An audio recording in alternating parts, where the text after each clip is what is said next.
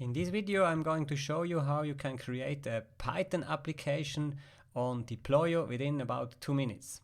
And for this we go to docs9ch and we go to Deploio languages Python, and you see there a snippet how you can do this with our command line interface nctl.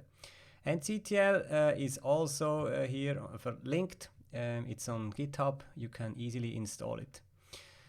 So I prepared here this snippet, changed the password to a very complicated string and some secret, and then I execute this.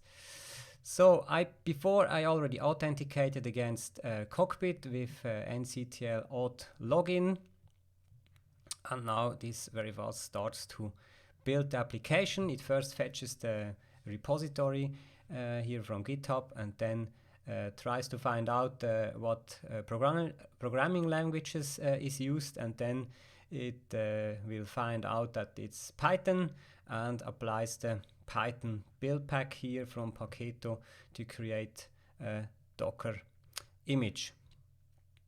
We can also check in our cockpit and we see here the same state, that it's about building it.